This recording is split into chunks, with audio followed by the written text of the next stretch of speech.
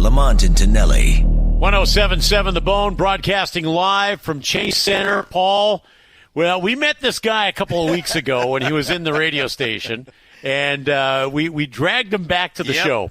Zaza Pachulia, thanks for joining the show, and a member of the championship teams 2017-2018. And it's great to have him back on the show. What an honor to be here. No, I will tell you, I'm going to give you crap here, and I'll tell you why.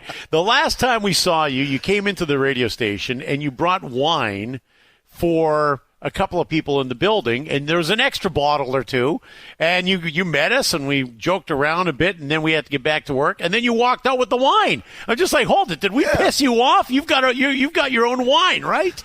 Well, yeah, you guys have to earn it first. Oh, we had to earn it. There we go. Wine for Georgians, it's the most special thing we have because we are super proud of like the culture and the history we have with the wine. So, so we don't give up that easily, guys. So you guys got to earn it. Okay. This is the first time, so maybe second time, maybe I'll bring it the half bottle. Like the first time, the bottle. We got to work our way up. Hey, now plug your wine. What's the name of your wine? So I have wine, brand in Georgia and brandy as well. Yeah. It comes from the west side of the Georgia. Right, and that's where you're from. Yes, that's where I'm from. It's called Naberauli. And it's the most delicious thing, guys. That's the kind of wine. Is that like a red wine? We make both with red and white. Okay. So and that region is special. It's a special region when it comes to the grapes and type of grapes we have. And like I say, history is the most valuable thing, and it has an amazing story how everything started thousands of years ago, right? So Georgia has an 8,000-year history of winemaking. Now, I think it's very important for me to state this is Georgia in Europe, not Georgia. Not a lot of Georgia. Yeah. Exactly. I've been getting this so often, especially I played it for the Hawks for 8 years. So in the beginning, I was fighting. I said, no. Actually, the other Georgia, the country of Georgia, but then I was there for 8 years, So I said, you know what? It makes sense. I represent both Georgias, so whenever you want to get it, sure, I'm from Georgia. Like either or is fine. Yeah. Now, what are you doing for the Warriors now? What do I do for the Warriors? I don't know what I'm doing for the Warriors. I don't know. That's all right. But no, I split my time between basketball and business operations, and kind of be the bridge in between two amazing departments. And first couple of years been doing a little bit of everything. Even I did TV as well in the first couple of months, right? So kind of see the business from different angles, and spend some time with different departments, and being an ambassador of our franchise, and be involved with the community, and even scouting, and spend some time with the players, especially James Wiseman.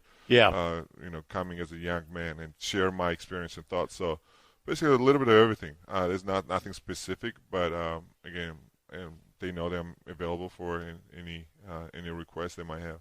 So, and you bring up Wiseman, and for Warrior fans, what do you think of him? He's like 19 years old? How old is he? 20 years old? You can be 19-year-olds for 2 years, right? So I'm pretty sure he's celebrating a birthday. Yeah. We drafted him when he was 19. Yeah. He's older now. Yeah. So they just stopped talking about like he's 19. But no, he's young. He's young, and young, very amazing person, player, very talented, huge upside. I think very hard worker guys. We just had a conversation about him, and success doesn't come overnight. It's going to take some time, and he's getting better. I think he's better than he was yesterday. So that's the most important. Are we seeing the progress? Is he learning the game? Is he keeping up with the pace? Right? Is he getting stronger? Is he footwork is getting better? Yeah. Is he learning some of the sequences, like when it comes to defensively, the help sides, and being on time?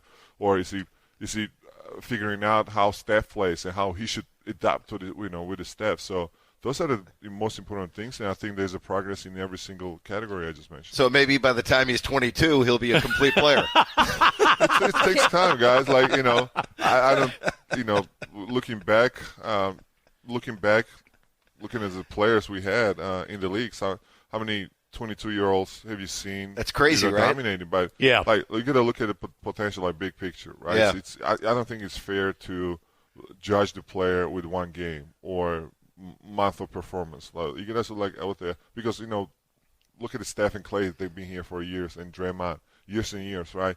First year, I mean, obviously we liked Steph. He was exciting players, but he didn't help the team to win the championship. It's going to take some time. It's going to take some time to build whatever you're trying to build. So, but I'm excited. I mean, his potential is huge, and so happy for him.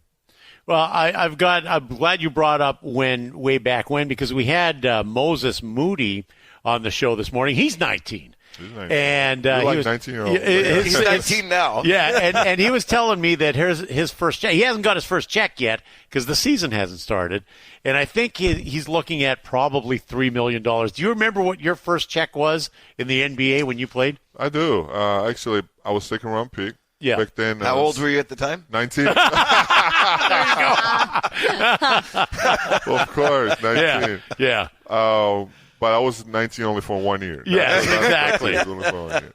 But back then it was different salaries, obviously. Right. The cap was different, and But revenue. do you remember what that check was? And did you think you had just won the lottery when you got that check at 19? Not really. No. And I'll be honest, that I don't remember. Yeah. But even though if I do, that was not my goal. Because I remember I had to borrow money that summer, first summer. Really? And it was kind of a long story, but to make it short, I had to hire the personal trainer. Back then, we didn't have the player developments like we do now. Right. We have more coaches than the players. It crazy sounds, but back then we only had 5 coaches. That's it. So I was 19. I just got in this country, and you had to borrow money. I had to borrow money because I had to hire the personal trainer. Yeah. Because as a 19-year-old, I wasn't getting a lot of playing time, and I felt like for me to be better and stay ready for the moment. Yeah.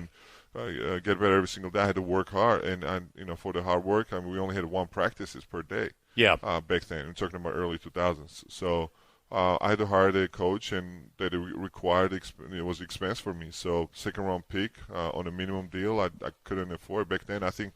It was $386,000. So you take half of it for Uncle Taxes. Sam. Yeah, exactly. So then whatever is left, Who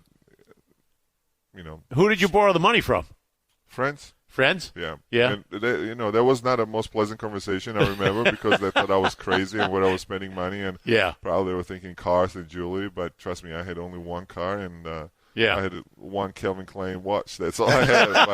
But I was very confident that I was doing something right for my future. But I don't know. And now look at you. You own a wine company.